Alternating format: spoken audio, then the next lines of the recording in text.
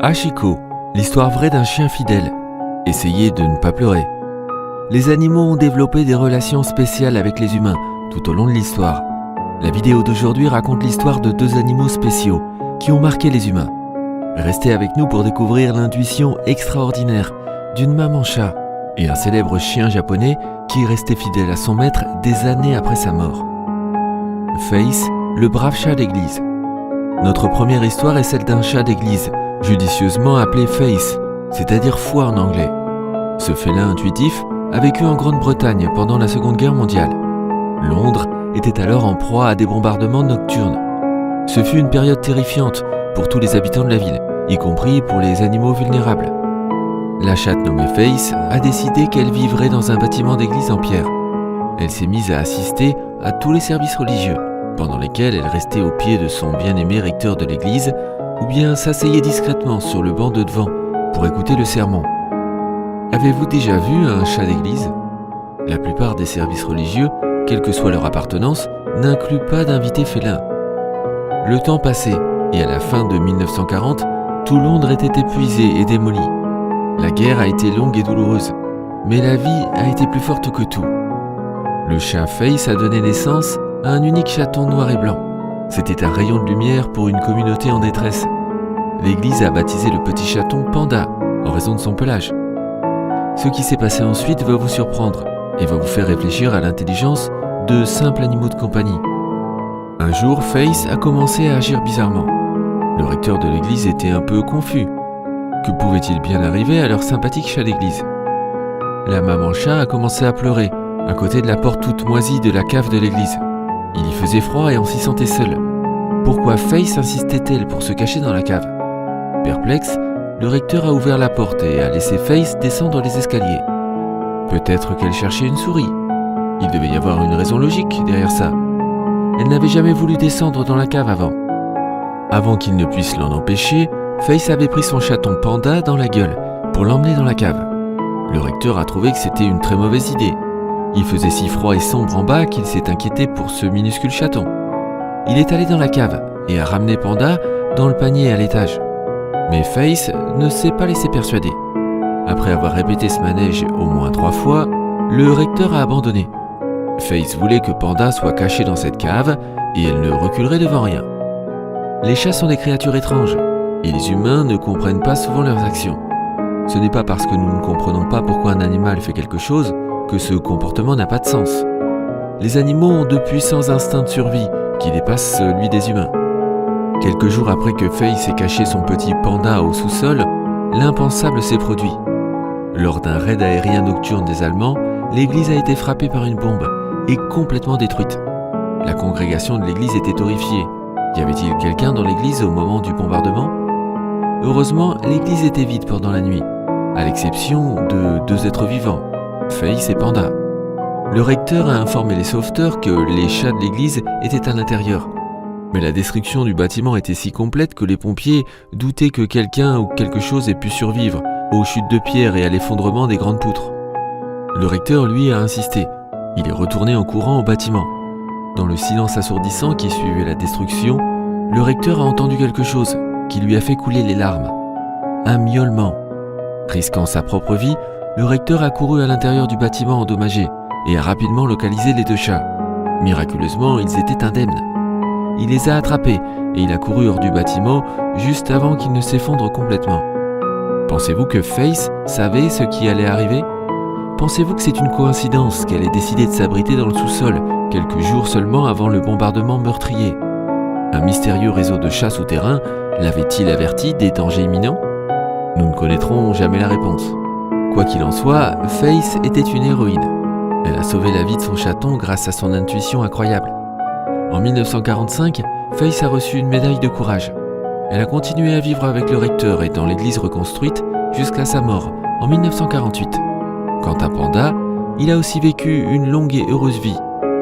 Après la mort de Face, il a déménagé dans une maison de retraite locale où il est devenu une mascotte tout à fait aimée pour le restant de ses jours.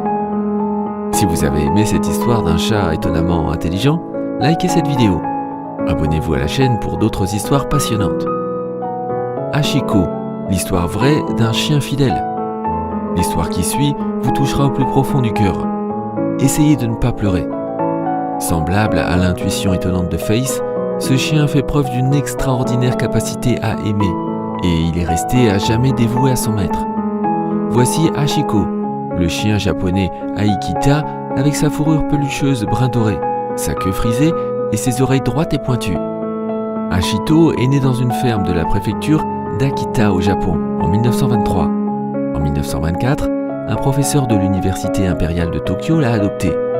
Hachiko s'est installé à Tokyo pour vivre avec son nouveau propriétaire et les deux compères sont rapidement devenus inséparables. Hachito détestait être séparé de son propriétaire. Le chien attendait toute la journée le retour d'Ueno. Ueno prenait le train pour se rendre au travail et en revenir.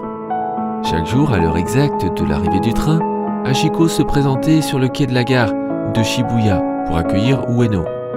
Comment Hachiko savait-il sans faute l'heure qu'il était chaque jour? Les actions d'Hachiko montrent à quel point les animaux peuvent être surprenants et font preuve de plus d'intelligence que nous avons tendance à leur en attribuer. Un jour, en 1925, une tragédie s'est produite. L'impensable est arrivé dans le monde d'Hachiko. Il est arrivé sur le quai du train pour accueillir Ueno. Le train est arrivé, les passagers ont débarqué, mais Ueno n'était pas parmi eux. Hachiko ne comprenait pas ce qui se passait. Où son propriétaire bien-aimé pouvait-il bien se trouver? Pourquoi n'était-il pas sorti du train? Alors il a attendu. Et attendu. Finalement, il est rentré chez lui, mais son propriétaire n'était pas là-bas non plus.